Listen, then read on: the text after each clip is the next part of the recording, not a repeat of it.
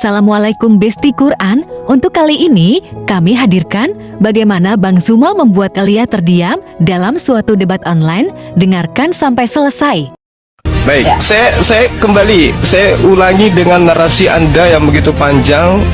Saya mau tanya kepada saudara, menurut Yesus, Injil mana yang harus diberitakan kepada semua bangsa muridnya?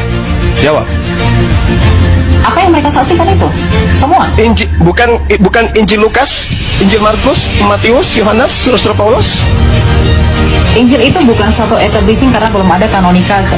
Oke, Ya. berarti dengan kata lain bukan kitab saudara. Dengan kata lain bukanlah kitab saudara yang Yesus perintahkan untuk diberitakan. Catat itu. Ya, karena memang itu belakangan dikanonkan. Ya, saya setuju. Oke, sip. Nah, Anda sudah akui, bagus. Nah, sekarang gini, ketika saudara mengatakan Taurat itu tidak berlaku untuk bangsa lain lagi, emang Taurat itu pernah berlaku untuk bangsa lain? Memang nggak pernah. Taurat itu untuk Bani Yakob. Jadi Yesus mati di atas tiang salib untuk membatalkan hukum Taurat untuk Kristen itu nggak nyambung. Yesus datang membatalkan hukum Taurat di atas tiang salib untuk Kristen, nggak nyambung. Efesus 2 nomor 15, dengan matinya Yesus, dia telah membatalkan hukum Taurat beserta segala ketetapan yang ada di dalamnya. Itu nggak nyambung itu. Kenapa Yesus Paulus mengajarkan itu? Orang Farisi ini mengajarkan itu. Kenapa? Karena target sasarannya adalah orang-orang yang tidak bersunat. Target sasarannya adalah orang-orang pemakan babi. Mohon maaf. Target sasarannya adalah penyembah-penyembah dewa. Siapa itu? Kekaisaran Romawi Yunani. Itu target sasarannya. Sehingga hukum Torah yang berat itu menurut pandangan orang Roma dan Yunani kudu harus batal dulu baru diterima oleh mereka. Makanya pernyataan Paulus itu jelas. Jadi kalau Anda mengatakan Taurat tidak berlaku lagi untuk bangsa lain, Bung, Anda belajar di mana? Hukum Taurat itu untuk Bani Israel, bukan untuk non-Israel. Maka sekarang hai orang Israel, dengarkanlah ketetapan dan peraturan yang kuajarkan kepadamu untuk dilakukan supaya kamu hidup. Ini untuk orang Israel. Jangan kau menambahi, jangan kau mengurangi. Ulangan 4, satu perikop Anda baca, Anda nggak nyambung di situ. Kemudian ulangan 6, inilah perintah, yakni ketetapan dan peraturan yang kuajarkan kepadamu atas perintah Tuhan Allahmu yang dilakukan di negeri di mana kamu pergi untuk mendidikinya, supaya seumur hidupmu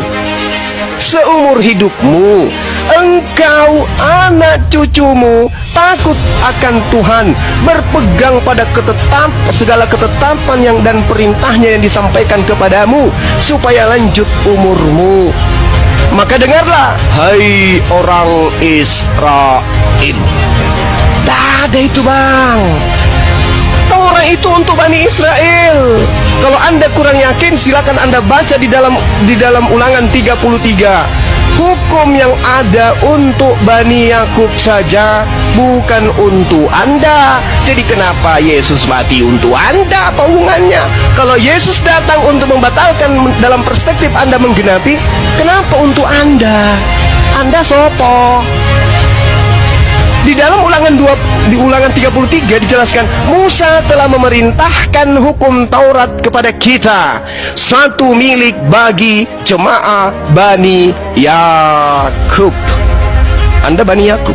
Bukan. Satu lagi, Yeremia 31:31, aku akan membuat perjanjian baru dengan Bani Israel dan Bani Yehuda. Anda Bani apa? Hah? Bukan Anda. Jadi ngapain Yesus mati di atas tiang salib untuk Anda? Ngapain? Tujuannya untuk membatalkan hukum Taurat. Iya, berarti Yesus untuk Bani Israel, bukan untuk Anda. Kalaupun dia dibaksakan untuk mati sebagai persembahan kepada dewa, dia dipersembahkan untuk Bani Israel, bukan untuk Anda.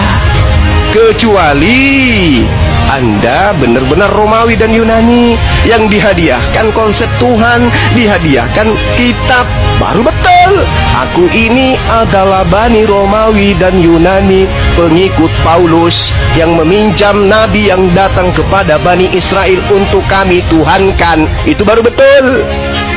Saya jempol kalau Anda jujur di situ. Yang pertama, Anda sudah mengakui jemaat mula-mula yang didirikan oleh Petrus adalah jemaat bersunat. Berarti mereka bukan Kristen. Mereka adalah Bani Israel yang percaya Yesus utusan Tuhan, belum terkontaminasi dengan ajaran Farisi. Sedangkan yang di Antioquia murni mutlak absolut pengajaran Farisi. Muncullah Kristen penyembah manusia, dan itu Anda aminkan hari ini. Makanya saya tanya, Injil mana? Injil Lukas? Bukan. Markus? Bukan. Injil yang mana? Ya Injil Yesus. Mana Injil Yesus itu?